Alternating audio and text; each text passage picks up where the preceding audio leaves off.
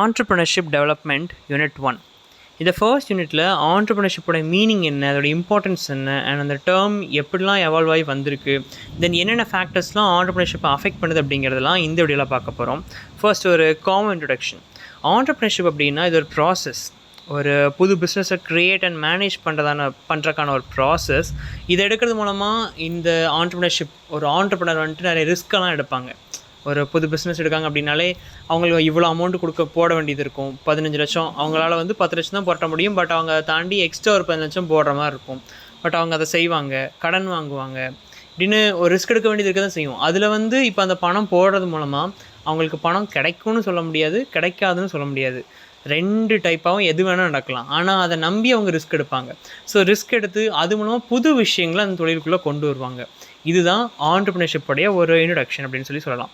தென் ஒரு ஆண்டர்ப்ரனர் யார் அப்படின்னா, புது புது ஆப்பர்ச்சுனிட்டிஸை தேடி போகிறவங்க, அதை கண்டுபிடிச்சி டெவலப் பண்ணுறவங்க, புது புது ஐடியாஸ் கொண்டு வரவங்க, தென் கிடைக்கிற ரிசோர்ஸை தேடி போய் ஐடென்டிஃபை பண்ணி எஃபிஷியண்ட்டான வேலை அதை யூஸ் பண்ணி அதை ஆளுக்கு தேவையான அளவுக்கு விற்று அது மூலமாக லாபம் பார்க்குறவங்க தான் ஆண்டர்ப்ரனர். இவங்களுடைய ரோல் ரொம்ப நம்ம கண்ட்ரியோட எக்கனாமிக் க்ரோத்துக்கு ஆண்டர்ப்ரனருடைய ரோல் ரொம்ப ஒரு முக்கியமான ஒரு ரோல். ஏன்னா அவங்க எம்ப்ளாய்மெண்ட் நிறைய கொடுப்பாங்க. இப்போ ஒரு புதுசாக ஒரு கம்பெனி ஸ்டார்ட் பண்ணுறாங்க, ஒருத்தங்க கேபிட்டலாக ஒரு அமௌண்ட் செட் பண்ணி ஒரு கம்பெனி இல்லை ஒரு இது கொண்டு வராங்க அப்படின்னா நிறைய பேருக்கு அவங்களுக்கு கீழே வேலை கொடுப்பாங்க. அந்த வேலை கிடைக்கும். அப்போ நிறைய பேர் பைசா ஏர்ன் பண்ணுவாங்க. அந்த வேலையெல்லாம் திண்டாட்டம் குறையும்.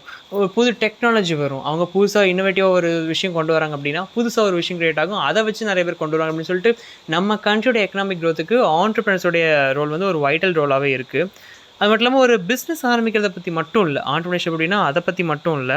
Creativity, innovation, leadership, problem solving சொல்லிட்டு இந்த மாதிரி நிறைய விஷயங்கள் இன்க்ளூட் பண்ணது தான் ஆண்டர்ப்ரனர்ஷிப். இதுக்கு ஒரு எக்ஸாம்பிள் ஒரு பர்சனை சொல்லணும் அப்படின்னா, க்ளவுட் பேஸ்ட் சாஃப்ட்வேர் ப்ரொவைட் பண்ணுற ஜோஹோ கம்பெனி, இந்த கம்பெனியை ஓன் பண்ணுறவர் யாருன்னா ஸ்ரீதர் வேம்பு. இவர் தஞ்சாவூரை சேர்ந்தவர் தான். இவருடைய இந்த ஜோஹோ கம்பெனி கிட்டத்தட்ட Tier 2 and 3 வில்லேஜஸ்லாம் மோஸ்ட்லி இருக்குது. 30 ஸ்மாலர் ஸ்போக் ஆஃபீஸும் தென் 5 ஹப் ஆஃபீஸும் இருக்குது. ஓகேவா, 5 மெயின் ஆஃபீஸும் அதெல்லாம் ஸ்மால் ஆஃபீஸஸ் இருக்குது. 1990s ஆரம்பிச்சது. இப்போ ரொம்ப சக்ஸஸ்ஃபுல்லாக போயிட்டுருக்கு இந்த கம்பெனி. இவருமே ஒரு ஆண்டர்ப்ரனர் தானே. சின்னதாக ஒரு கம்பெனி ஆரம்பித்தார், அது அப்படியே டெவலப் ஆக நிறைய பிரான்ச்சஸ் வச்சு இப்போ ஒரு பெரிய பிக் லீடிங் ஆண்டர்ப்ரனராக இருக்கார். இதுதான் ஆண்டர்ப்ரனருக்கு எக்ஸாம்பிள்லாம் இவர் சொல்லலாம். இவர் போக இன்னும் நிறைய பேர் நம்ம தமிழ்நாட்டில் இருக்காங்க. தமிழ்நாடு தாண்டி நிறைய இடத்துல நம்ம சொல்லலாம், நிறைய எக்ஸாம்பிள்ஸ் கொடுக்கலாம். அந்த எக்ஸாம்பிள்ஸை நீங்கள் பார்த்தீங்கன்னா உங்களுக்கு எக்ஸாம்ஸ்க்கு ரொம்ப ஹெல்ப்ஃபுல்லாக இருக்கும்.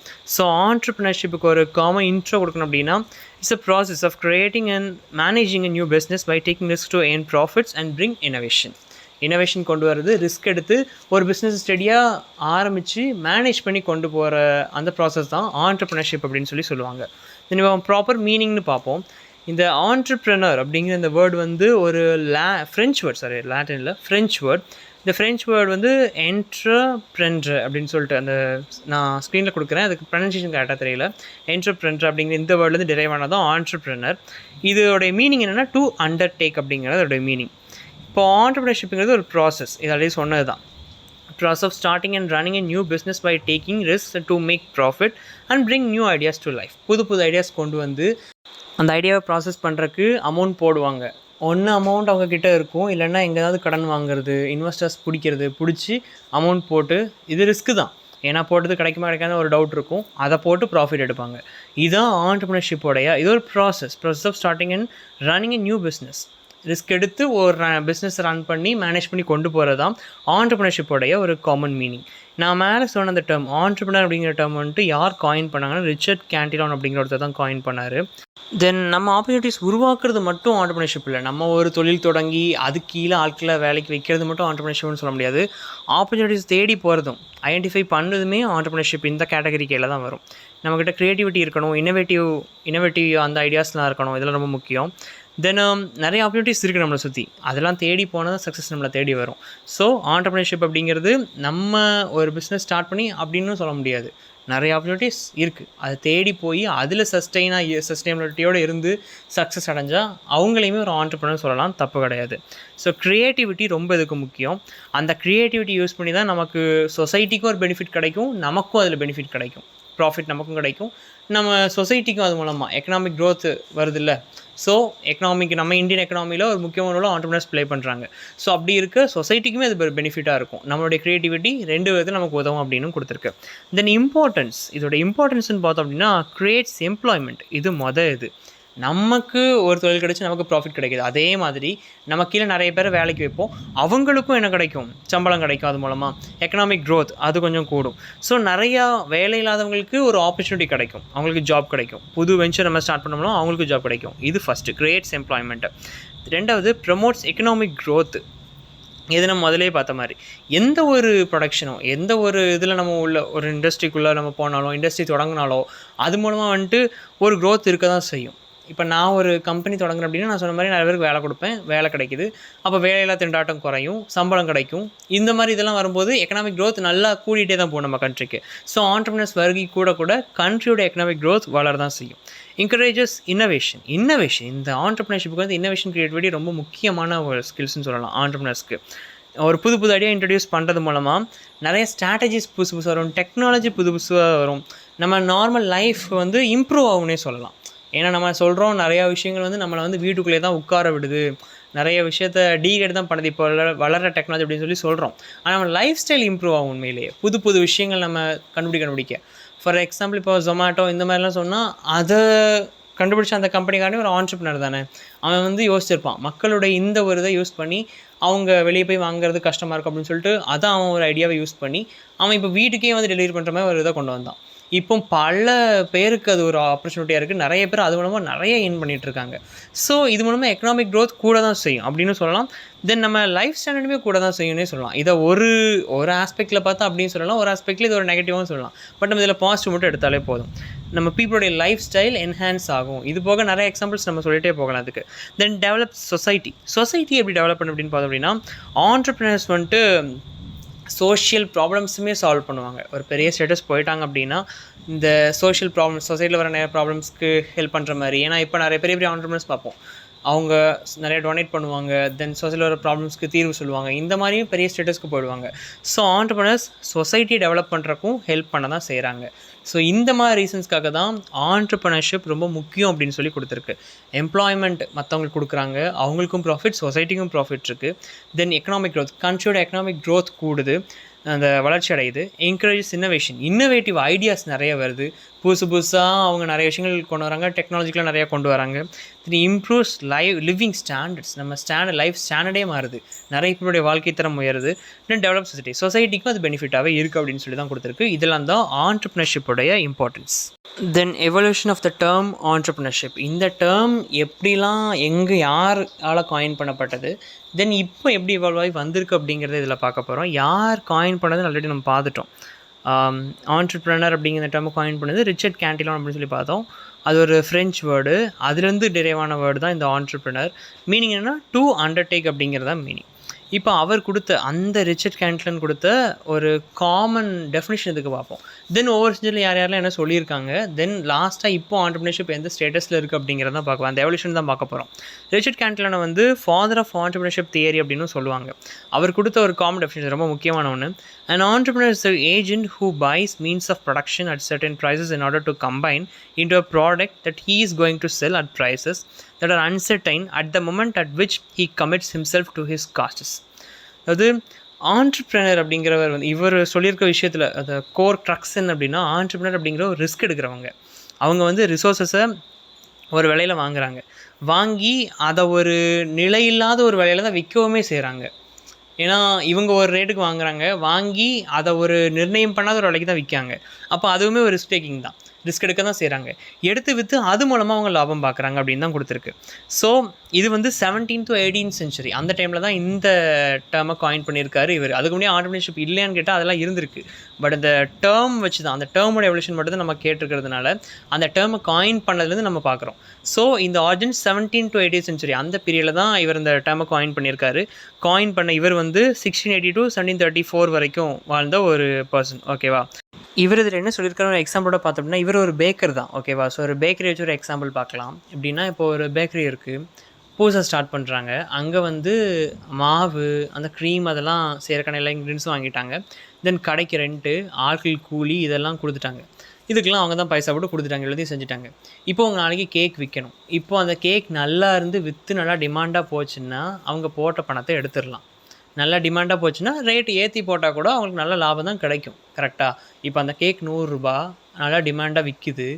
அவங்க ஒரு 10 ரூபா லாபம் வச்சா அவங்களுக்கு எக்ஸ்ட்ரா கிடைக்கும். அப்படிங்கிற பட்சத்தில் அவங்க 10 ரூபா விற்கிறாங்க. அப்படியும் நல்லா விற்கிது. ஏன்னா வந்து டேஸ்ட் நல்லாயிருக்கு, குவாலிட்டி நல்லாயிருக்கு, மக்கள் டிமாண்டு நல்லாயிருக்கு, அந்த டைமில் நல்லா தான் வாங்கிட்டு போகிறாங்க. அப்படின்னா ஏற்றி போட்டால் அவங்களுக்கு லாபம் அதில்.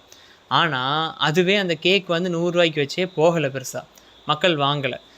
அதை வந்து ரேட்டு குறைச்சா வாங்குறதுல இருக்குது. ரேட்டு குறைச்சோன்னா 2 பேர் வாங்குவாங்க. அப்புறம் ரேட்டு குறையும் போது இவங்களுக்கு கையில் பைசா தட்டும் இல்லையா? இதுதான் அன்சர்டைன். சர்டைனாக அவங்க வந்து அந்த இன்க்ரீடியன்ட்லாம் ஒரு குறிப்பிட்ட அமௌண்ட்டாக தான் வாங்குவாங்க. ஆள்கள் கூலியும் அப்படி தான் கொடுப்பாங்க, ரெண்ட்டும் அப்படி தான் கொடுப்பாங்க. ஆனால் அங்கே விற்கிறது அன்சர்டைன். டிமாண்ட் இருந்தால் நல்லா விற்கிறான், டிமாண்ட் இல்லைன்னா போச்சு. ஸோ இதுதான் அவங்க எடுக்கிற ரிஸ்க்கு. ஆண்டர்ப்ரினர்ஸ் இப்படி தான், இவங்க வந்து ரிஸ்க் எடுப்பாங்க.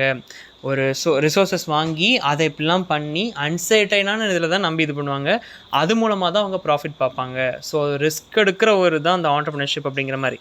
ஸோ இதோடைய ஃபோக்கஸ் இந்த டைம் இந்த 17 எடிஷனுடைய ஃபோக்கஸ் எப்படி இருக்குது அப்படின்னா, இந்த கான்செப்டே ஃபோக்கஸ் எப்படி இருக்குது அப்படின்னா, ரிஸ்க் எடுக்கிறது, தென் அந்த சர்டனிட்டியை மேனேஜ் பண்ணி சக்ஸஸ் அடையிறத பற்றி தான் இந்த 17 to 18 செஞ்சுரி கான்செப்ட் இருந்திருக்கு. ஆண்டர்ப்ரினர்ஷிப் கான்செப்ட் அந்த செஞ்சுரியில் இப்படி தான் இருந்திருக்கு. ஓகேவா? இது ஒரு எக்ஸாம்பிள்.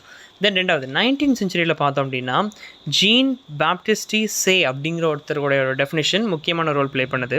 1767 1832 வரைக்கும் அவர் வாழ்ந்திருக்காரு. இவர் வந்து அவர் சொன்ன இந்த father of entrepreneur theory Richard Cantillon சொன்ன அந்த கான்செப்டை அவர் எக்ஸ்பேண்ட் பண்ணியிருக்காரு. அதாவது ஆண்டர்ப்ரினர்ஸ் வந்துட்டு அந்த ரிசோர்ஸஸை வந்துட்டு ரீஆர்கனைஸ் பண்ணி வேல்யூவை கூட்டலாம், அப்படிங்கிற மாதிரி வேல்யூ அவங்களே கிரியேட் பண்ணலாம் அப்படிங்கிற மாதிரி இவர் சொல்லியிருக்காரு. என்ன சொல்கிறார் அப்படின்னா, an entrepreneur is the economic agent who units all means of production, the labor, the capital or land, and who finds the value of product which results from their employment, the reconstruction of the entire capital that he utilizes, and the value of wages, the interest and the rent that he pays, as well as profit belonging to himself. இது இவருடைய entrepreneurship பற்றின ஒரு definition. இப்போ அவர் சொன்ன கான்செப்டில் இதுக்கு முன்னாடி 17 to 18 செஞ்சுரியில் அவர் கேண்டிலன் சொன்ன கான்செப்டில் பார்த்தோம் அப்படின்னா ரிஸ்க் எடுக்கிறாங்க அப்படிங்கிறத ஃபோக்கஸ் பண்ணி சொல்லியிருந்தார். ரிஸ்க் எடுக்கிறாங்க, அந்த ரிஸ்க்கை மேனேஜ் பண்ணி அவங்க சக்ஸஸ் அட்டைன் பண்ணணும் அப்படிங்கிற மாதிரி அந்த ஃபோக்கஸ் அப்படி இருந்துச்சு. அவருடைய தெரிய ஃபோக்கஸ் அப்படி இருந்துச்சு. இவர் என்ன சொல்கிறார் அப்படின்னா, ஒரு ஆண்டர்ப்ரினர் அப்படிங்கிற ஒரு எக்கனாமிக் ஏஜென்ட் அப்படின்னு சொல்கிறாரு. இவங்க எதெல்லாம் ஒன்றா கொண்டு வராங்க அப்படின்னா, லேபர், கேபிட்டல், அந்த ரிசோர்ஸஸ், லேண்ட், இதெல்லாம் ஒன்றா கொண்டு வந்து கம்பைன் பண்ணி இதை வச்சு ப்ரொடியூஸ் பண்ணி வர இதை வச்சு லாபம் பார்க்கணும் அப்படிங்கிற மாதிரி இவர் சொல்கிறாரு. ஸோ இந்த மாதிரி எல்லா விஷயத்தையும் ஒன்றா கொண்டு வந்து அதை யூட்டிலைஸ் பண்ணி அதை பயன்படுத்தி அதிலிருந்து லாபம் பார்க்கணும். அதில் மீதி வர இதெல்லாம் போக பிரிஞ்சு போக மீதி வர பைசா வந்து அவங்களுக்கு அந்த லாபம் ப்ராஃபிட் அவங்களுக்கு அப்படிங்கிற மாதிரி இவர் சொல்கிறாரு. ஸோ ஒரு ஆண்டர்ப்ரினர் அப்படிங்கிறவங்க எக்கனாமிக் ஏஜென்ட், ஒரு கோஆர்டினேட்டர், ஒரு ஆர்கனைசர்னு இவர் சொல்கிறாரு. ஃபார் எக்ஸாம்பிள் அதே பேக்கரி இதை வச்சு எடுத்துக்கணும் அப்படின்னா, ஒரு பேக்கரி இருக்குது, அந்த பேக்கரி ரெண்ட் கொடுக்குறாங்க. தென் கூலிக்கு வர ஆள், செஃப், அவங்களுக்குலாம் பைசா கொடுக்குறாங்க. இன்க்ரீடியன்ஸ் இதுக்கெலாம் பைசாலாம் முடிச்சுட்டு எல்லாத்தையும் விற்றுடுறாங்க. இவங்க எல்லாருக்கும் செட்டில் பண்ணி போக மீதி வர பைசா அவங்களுக்கு. பட் இதுவும் அதுவும் ஒன்று தான் அப்படின்னு சொன்னால் யோசிக்கலாம். பட் அங்கே வந்து ரிஸ்க் டேக்கிங்கை மட்டும் தான் ஃபோக்கஸ் பண்ணிருந்துச்சு. எப்படி ரிஸ்க் எடுக்கிறாங்க அப்படிங்கிறது, இப்படியும் போகலாம் அப்படியும் போகலாம் அப்படின்ட்டு. பட் பீப்புளுடைய டிமாண்டுக்கு ஏற்ற மாதிரி நம்ம இருக்கணுங்கிறதான் இந்த ஜேபி இவருடைய ஃபோக்கஸாக இருக்குது. பீப்புளுக்கு இதான் டிமாண்டில் இருக்குது அப்படின்னா, அந்த டிமாண்டில் இருக்கிறத நம்ம என்ன பண்ணணும், செஞ்சு நம்ம ப்ராஃபிட்டில் நமக்கு கரெக்டாக இருக்கணும். ரிசோர்ஸஸ், லேபர், கேபிட்டல், இது மூணையும் முக்கியமாக வச்சு இது மூணையும் ஒன்றா யுனைட் பண்ணி இதை யூஸ் பண்ணி நம்ம அந்த பொருளை ப்ராஃபிட்டபுளாக நமக்கு விற்கிற மாதிரி நம்ம மாற்றி காட்டணும்னு சொல்கிறாரு. ஸோ இவர் ஃபோக்கஸ் பண்ணுற விஷயங்கள் இன்னோவேஷன் அண்ட் ரிசோர்ஸ் மேனேஜ்மெண்ட். இருக்கிற ரிசோர்ஸை ஒழுங்காக மேனேஜ் பண்ண தெரிஞ்சால் கண்டிப்பாக ப்ராஃபிட் எடுத்துடலாம். ப்ளஸ் இன்னோவேஷன், புதுசாக. ஏன்னா வந்து எல்லாரும் பண்ணுற கேக்கே நம்மளும் பண்ணால் கண்டிப்பாக அவங்க அந்த கடைக்கு தான் போவாங்க. இங்கே வந்து ட்ரை பண்ணி வேணால் பார்த்துட்டு போவாங்க. பட் டிஃப்ரெண்ட்டாக நம்ம எதுவும் பண்ணால் கேட்சி ஐடியாஸ் இந்த மாதிரிலாம் கொண்டு வந்தால் கண்டிப்பாக நம்ம ஆட்களை ஈர்க்கலாம், பைசா பார்க்கலாம், ப்ராஃபிட் எடுக்கலாம் அப்படின்னு இவர் சொல்கிறாரு. ஸோ அவர் சொன்னதுக்கு இது கொஞ்சம் மாறுபட்டுருக்குல்ல. இன்னோவேட்டிவான ஐடியாஸில் ஃபோக்கஸ் பண்ணுங்கள், ரிஸ்க் எடுக்கணும், கரெக்டு தான். பட் இதெல்லாத்தையும் கம்பைன் பண்ணி ஒரு ப்ராப்பரான ஒரு பிளானோட ரிஸ்க் எடுக்கணும், இன்னோவேஷன் முக்கியம்னு இவர் சொல்கிறாரு. தென் இயர்லி 20th century இதில் பார்த்தோம்னா ஜோசப் ஸ்கம்பீட்டர் அப்படிங்கிற ஒருத்தர் 1883 1950 வரைக்கும் வாழ்ந்த ஒருத்தர். இவர் வந்துட்டு ஆண்டர்ப்ரினராக ஒரு இன்னோவேட்டராக இவர் ஃபுல்லாகவே அவர் சொன்னதை இவர் கொஞ்சம் எக்ஸ்பேண்ட் பண்ணியிருக்காரு. Entrepreneur is the one who seeks to reform or revolutionize the pattern of production by exploiting an innovation or more generally an untried technological possibility for producing a new commodity or a producing an old one in a new way by opening up a new source of supply of material or a new outlet of products. So இவர் சொல்கிறது இதுக்கு முன்னாடி அவர் சொன்னதில் JP சொன்னதில் பார்த்தோம் அப்படின்னா அவர் சொன்னார் ஆண்டர்ப்ரனர்ஷிப்பில் வந்து இன்னோவேஷன் ரொம்ப முக்கியம் அப்படிங்கிற மாதிரி சொன்னார். இவர் ஆண்டர்ப்ரனர் ஒரு இன்னோவேட்டர்னே சொல்கிறார். அவர் சொன்னது தான், பட் இவர் கொஞ்சம் டெவலப் பண்ணி சொல்கிறார். என்ன சொல்கிறார் அப்படின்னா எல்லாம் அந்த ப்ரொடக்ஷன் ப்ராசஸ் எல்லாத்தையுமே நல்லா டிஃப்ரெண்ட்டாக மாற்றி அதை விற்கிறதுக்குன்னு புதுசாக ஒரு மார்க்கெட்டே புதுசாக கொண்டு வரணும், அவன் தான் ஒரு ஆண்டர்ப்ரனர் அப்படிங்கிற மாதிரி இவர் சொல்கிறாரு. இதுக்கு எக்ஸாம்பிளாக டெஸ்லா அவர் சொல்லலாம். டெஸ்லா வர்றதுக்கு முன்னாடியுமே எலக்ட்ரிக் கார்ஸ் இருந்துச்சு, பட் ரொம்ப எஃபிஷியண்ட்டாக இருந்துச்சான்னு சொன்னால் இல்லை. பட் எலன் மாஸ்க் வந்த பிறகு அதை வந்துட்டு நல்லா இதாக கொண்டு வந்தார், எஃபிஷியண்ட்டாக நிறைய விஷயங்கள் உள்ளே புகுத்தினார். அது மூலமாக அந்த காசோட டிமாண்ட் கூட அதுக்குன்னு தனியாக ஒரு மார்க்கெட்டே கொண்டு வந்து இப்போது வேர்ல்டில் ரொம்ப ஃபேமஸாகவும் இருக்கார். டெஸ்லா கம்பெனி அவ்வளோ ஃபேமஸாக இருக்குது, அதுக்கான அவருடைய இன்னோவேட்டிவான ஐடியாஸ். ஸோ இன்னும் ஒரு ஆண்டர்ப்ரனர் அப்படிங்கிறவர் இன்னோவேட்டராக இருக்கணும், புது புது விஷயங்கள் இந்த ஃபீல்டுக்குள்ளே கொண்டு வரணும், ஃபீல்ட் நாலேஜ் ரொம்ப அதிகமாக இருக்கணும் அப்படிங்கிற மாதிரி இதில் கொடுத்துருக்கு. புதுசாக ஒரு இதை கொண்டு வரது மூலமாக அதை வச்சு ஆல்ரெடி இருக்கிறத விடவும் இதுக்கு பேர் கூடும். சார் இதில் இல்லைப்பா, இதில் இருக்குது, சூப்பராக இருக்குது அப்படின்னு சொல்லிட்டு நிறைய பேர் தேடி வருவாங்க. ஸோ இன்னோவேஷன் தான் இதில் முக்கியமான ரோல் ப்ளே பண்ணுது. புது புது மார்க்கெட்ஸே க்ரியேட் ஆகும், நம்மளுடைய ப்ராடக்ட்ஸை மட்டும் விற்கிறதுனே புது புது மார்க்கெட் க்ரியேட் ஆகும். ஸோ ஆண்டர்ப்ரனர் இந்த மாதிரி ஆல்ரெடி இருக்கிற ப்ராடக்டை வித்தியாசமாக மாற்றி அதில் புதுசாக கண்டுபிடிக்க தெரியணும், இன்னோவேட்டிவாக நிறைய விஷயங்களை கொண்டு வர தெரியணும், புது புது டெக்னாலஜி கொண்டு வர தெரியணும், அது மூலமாக ப்ராஃபிட் பார்க்கணுங்கிறது இவருடைய கம்ப்யூட்டருடைய ஒரு இதாக இருந்திருக்கு. இது ஏர்லி 20th century பீரியடில். தென் மிட் 20th centuryல பார்த்தோம் அப்படின்னா இவ்வளோ நேரம் இந்த எம்ஃபசிஸ் வந்துட்டு ரொம்ப ஹையான லெவலில் உள்ள பிஸ்னஸ்க்கு இருந்துச்சு. பட் இந்த 20th century வந்துட்டு இந்த எம்ஃபசைஸ், இந்த முக்கியத்துவம் வந்து அப்படியே ஸ்மால் பிஸ்னஸ் அண்ட் மேனேஜ்மெண்ட்டுக்கு அப்படியே மாறுது. இன்னோவேஷன் ரிஸ்க்கை தாண்டியும் ஒரு பிஸ்னஸ் ஸ்டார்ட் பண்ணி ரன் பண்ணணும், அதுதான் ரொம்ப முக்கியம். அதுதான் ஆண்டர்ப்ரனர்ஷிப் ஃபோக்கஸ் பண்ணது, அந்த ரெண்டை மட்டும் தான். இன்னோவேஷன் அண்ட் ரிஸ்க் வந்து செகண்டரி அப்படிங்கிற மாதிரி மாறுது. தென் ஃபோக்கஸ் எதில் இருக்குது அப்படின்னா management skills, leadership and business operation, இதில் ஃபோக்கஸ் அப்படியே ஷிஃப்ட் ஆகுது. தென் லேட் 20th centuryலேருந்து இப்போ வரைக்கும் பார்த்தோம் அப்படின்னா இந்த ஆண்டர்ப்ரனர்ஷிப் வந்து ரொம்ப ப்ராட் ஆகிடுச்சு. Social entrepreneurship, tech entrepreneurship, global entrepreneurship சொல்லிட்டு நிறைய விஷயங்கள் ஆரம்பிச்சு. சோஷியல் ஆண்டர்ப்ரனர்ஷிப் மூலமாக நிறைய பிஸ்னஸ் ப்ராப்ளம்ஸ்லாம் சால்வ் பண்ணிகிட்டு இருக்காங்க. தென் டெக் ஆண்டர்ப்ரனர்ஷிப்னால் இப்போ நிறைய ஸ்டார்ட் அப் டப்புன்னு எது இடத்துலாம் ஸ்டார்ட் அப்ஸ் நிறைய, அந்த டெக்னாலஜி வச்சு நிறைய ஸ்டார்ட் அப்ஸ் இப்போ இருக்குது. டிஜிட்டலாக நிறைய விஷயங்கள் இன்னோவேட்டிவாக வந்துக்கிட்டே இருக்குது, நாளுக்கு நாள் வந்துக்கிட்டே இருக்குன்னே சொல்லலாம். தென் குளோபல் ஆண்டர்ப்ரனர்ஷிப், நம்ம ஊரில் இது பண்ணுற ஒரு பொருளை வந்து ரொம்ப தாண்டி போய் வேறு எங்கேனாலும் சேல் பண்ணுற அளவுக்கு இப்போ டெக்னாலஜி இருக்குது. ஸோ குளோபலி நம்ம வேறு எங்கேயோ இருக்கிறவங்க கூட நம்ம இன்டர்கனெக்டடாக இருக்கும், அந்தளவு இப்போ ஆண்டர்ப்ரனர்ஷிப் வந்து ரொம்ப டெவலப் ஆகிடுச்சு. ஸோ இது லேட் 20லேருந்து இப்போ லேட் 20th centuryலேருந்து இப்போ வரைக்கும் ஆண்டர்ப்ரனர்ஷிப்போடைய ஃபோக்கஸ் எப்படி இருக்குது அப்படின்னா innovation, social impact, risk management, opportunity and recognition, இதை ஃபோக்கஸ் பண்ணி தான் ஆண்டர்ப்ரனர்ஷிப் அப்படியே இப்போ அந்த டேர்ம் மாறி இருக்குது அப்படின்னு சொல்லி கொடுத்துருக்கு. ஸோ சோஷியல், டெக்கு, குளோபல்னு சொல்லிட்டு இப்போ நிறைய விஷயங்கள் காலத்துக்கு ஏற்ற மாதிரி ஆண்டர்ப்ரனர்ஷிப் அந்த கான்செப்ட் மாறிக்கிட்டே தான் இருக்குது.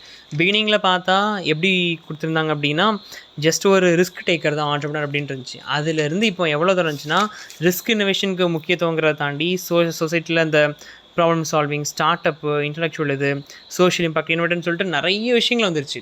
பட் ரிஸ்க் டேக்கிங் அதெல்லாமே வந்து இம்பார்ட்டன்ட் தான், அது இல்லைனே சொல்ல முடியும். ரிஸ்க் டேக்கிங், இனோவேஷன் எல்லாமே இம்பார்ட்டன்ட், லீடர்ஷிப், பிஸ்னஸ் மேனேஜ்மெண்ட் எல்லாமே இம்பார்ட்டன்ட் தான், அது இல்லைனே சொல்ல முடியாது. பட் காலத்துக்கு ஏற்ற மாதிரி இந்த கான்செப்ட் எப்படி இவால்வ் ஆயிருக்கு அப்படிங்கிறதான் இந்த போர்ஷனை நம்ம பார்த்தோம். எவல்யூஷன் இருக்குது, ஒவ்வொரு பீரியட்லேயும் ஒவ்வொரு வெவ்வேறு இது மேலே ஃபோக்கஸ் இருந்திருக்கு, அதுதான் நம்ம இதில் பார்த்தோம்.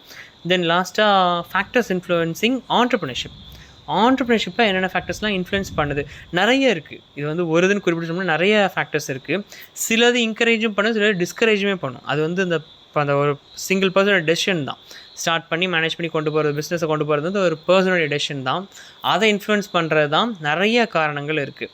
சிலது என்கரேஜ் பண்ணும், சிலர் டிஸ்கரேஜ் பண்ணும். ஸோ அவங்களோட எபிலிட்டி தான். டிஸ்கரேஜ்மெண்ட் வந்தாலும் அதை தாண்டி அடித்து போயிடலான்னு சொல்லி அந்த பர்சனுக்கு எபிலிட்டி இருக்குது அப்படின்னா கண்டிப்பாக அவங்க சக்ஸஸ் அட்டைன் பண்ணுவாங்க.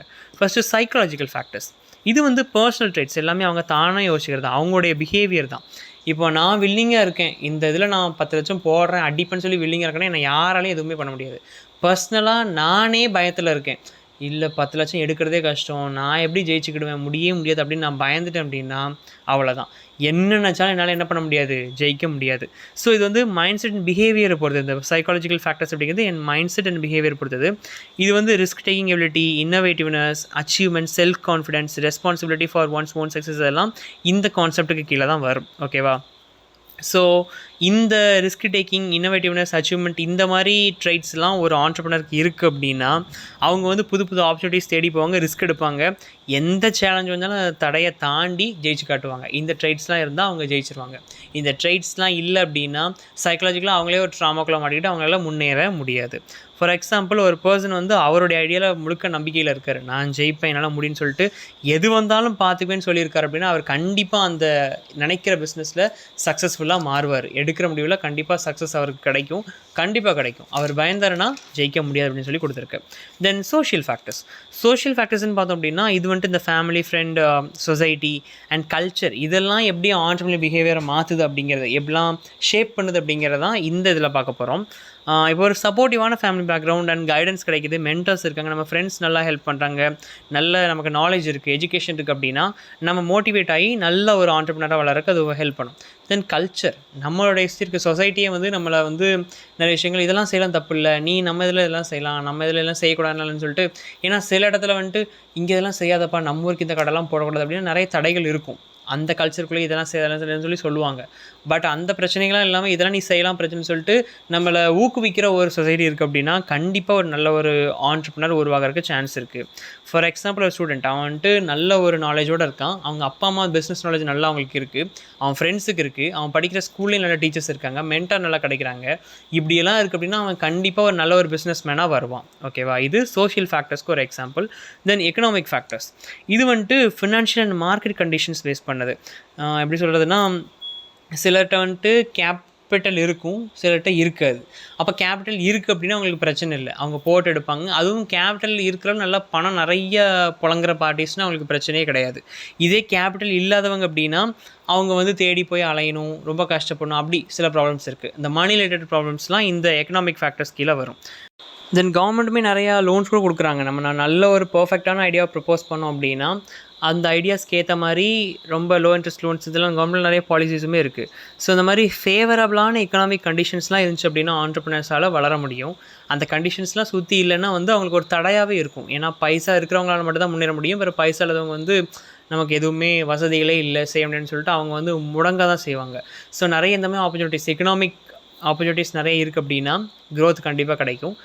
ஸோ இதுவுமே ஒரு முக்கியமான ஒரு ஃபேக்டர். ஃபார் எக்ஸாம்பிள், இப்போ கவர்மெண்ட் வந்து நிறைய லோ இன்ட்ரெஸ்ட் லோன்ஸ் ப்ரொவைட் பண்ணுறாங்க அப்படின்னா நிறைய கஷ்டப்படுறவங்களுமே வந்துட்டு முன்னேறி பார்க்கலாம், ட்ரை பண்ணி பார்க்கலாம்னு சொல்லிட்டு முன்னுக்கு வருவாங்க. ஸோ இது ஒரு எக்ஸாம்பிளாக சொல்லலாம் இந்த எக்கனாமிக் ஃபேக்டர்ஸ்க்கு. தென் என்விரான்மெண்டல் ஃபேக்டர்ஸ், இது வந்துட்டு எக்ஸ்டர்னல் கண்டிஷன்ஸ்.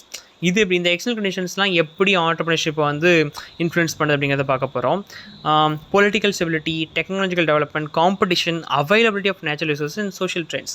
பீரியடுக்கு இப்போ இருக்கிற இந்த ட்ரெண்டுக்கு ஏற்ற மாதிரி நம்ம நிறைய விஷயங்கள் செய்யணும், ப்ராடக்ட்ஸை ப்ரொடியூஸ் பண்ணணும். தென் டெக்னாலஜி எப்படி டெவலப் பண்ணணும் அதுக்கேற்று நம்மளும் கோப்பப் பண்ணி போகணும். இப்போது ஒரு கடைக்கு போகிறோம், அந்த கடையிலேருந்து ஜிபே இருந்தால் இப்போ ஏன்னா எங்கே போனாலும் ஜிபே தான், கல்லால் பைசா இருக்காது, ஆனால் அக்கௌண்ட்டில் தான் பைசா ஆயிரும். அப்போ அந்த கடையில் ஸ்கேனர் வைக்கல, இது ஒரு சின்னதான் ஸ்கேனர் வைக்கல அப்படின்னா அவங்களுக்கு அது உண்மையிலே லாஸ் தான். முக்கால்வாசி பேர் இப்போ ஜிபே தூக்கிட்டு தான், ஈவன் ஒரு ₹1 பே பண்ண கூட ஜிபே தான் யூஸ் பண்ணுறாங்க. அப்படி இருக்கப்போ போது அங்கே ஜிபேக்கு அந்த இது இல்லைன்னா அவங்களுக்கு வியாபாரம் அடிப்படும், பக்கத்தில் ஜிபே இருந்தால் அங்கே வியாபாரம் போகும். இவ்வளோ தான் சிம்பிள். ஸோ டெக்னாலஜிக்கு எதுவும் நம்ம கோப்பப் பண்ணி போயாகணும். காம்படிஷன் நிறைய நம்ம தொழிலில் வரதான் செய்யும், அதையும் நம்ம இது பண்ணி போகணும். பொலிட்டிக்கல் ஸ்டெபிலிட்டி, ஒரு பீரியடில் இது பண்ணால் சரிம்பாங்க, ஒரு பீரியடில் இன்னொருத்தர் வந்த பிறகு அது தப்பும்பாங்க. ஸோ அதுக்கேற்று நம்ம அது ஸ்டேபிளாக இருக்காது எப்போவுமே. ஸோ அதை நமக்கு மேனேஜ் பண்ண தெரிஞ்சிருக்கணும். ட்ரெண்டுக்கு ஏற்ற மாதிரி போகணும். ரிசோர்ஸஸ் கிடைக்கிறத வச்சு அதை வச்சு நம்ம ப்ராஃபிட் பார்க்க தெரியணும். இதெல்லாம் தான் என்விரான்மெண்டல் ஃபேக்டர்ஸ் கீழே வரும். ஸோ டெக்னாலஜி அந்த கன்சியூமர் ப்ரிஃபரன்ஸ், பீப்புளோடைய ப்ரிஃபரன்ஸ்ங்கிறது மாறிக்கிட்டே இருக்கும். ஒரு நேரத்தில் இப்படி இருப்பாங்க, ஒன்று அப்படி இருப்பாங்க. அதை புரிஞ்சு அதுக்கேற்ற மாதிரி நம்ம போக தெரியணும். அதை புரிஞ்சு அதை வச்சு புதுசாக ஆப்பர்ச்சுனிட்டிஸ் நம்ம கிரியேட் பண்ணணும், ஆப்பர்ச்சுனிட்டிஸ் நம்ம கண்டுபிடிக்கணும்னு சொல்லி கொடுத்துருக்கு. ஃபார் எக்ஸாம்பிள் சொன்ன மாதிரி இந்த ஜிபே அந்த இது சொன்ன மாதிரியே ரைஸ் ஆஃப் இன்டர்நெட் யூசேஜ், இப்போ இன்டர்நெட் யூசேஜ் வந்து நல்லா வளர்ந்து பீக்கில் இருக்குது. இப்படி இருக்கிற நேரத்தில் நம்ம அதோட கோப்பப் பண்ணி போகிறோம். இப்போ நம்ம கடை வச்சுருக்கோம் அப்படின்னா ஃப்ரீ ஹாட்ஸ்பாட்னு சொல்லி சொன்னால் கண்டிப்பாக அங்கே சாப்பிட வருவாங்க. ₹200 சாப்பிட்டா கூட நம்ம வந்து இந்த மூவிஸ் பார்க்கலாம், ஃப்ரீயாக இன்ஸ்டா நோண்டிக்கலாம், மூவிஸ் ஏற்றலாம்னு சொல்லிட்டு வருவாங்க. ஸோ இந்த மாதிரி அந்த ட்ரெண்டுக்கு ஏற்ற மாதிரி நம்ம போகணும். டெக்னாலஜியை வச்சு நம்ம டெவலப் ஆகணும் அப்படின்னு சொல்லி கொடுத்துருக்கு. ஸோ இதெல்லாம் தான் ஃபர்ஸ்ட் யூனிட்டில் இருக்குது. Introduction, meaning and importance and அந்த டேர்ம் எல்லாம் எவால்வ் ஆகிருக்கு. தென் என்னென்ன ஃபேக்டர்ஸ்லாம் ஆண்டர்ப்ரனர்ஷிப்பை இன்ஃப்ளூயன்ஸ் பண்ணுது அப்படிங்கிறது தான் இந்த வீடியோவில் நம்ம பார்த்துருக்கோம்.